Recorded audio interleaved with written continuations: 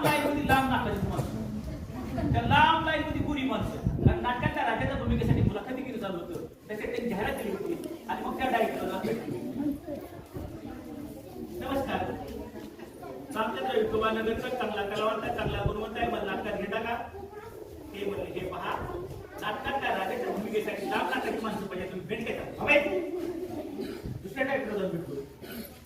नमस्कार, रामचंद्र विठोबा नाटकात चांगला कलावंत, चांगला गुणवंत आहे, नाटकात राजाची भूमिका देता का?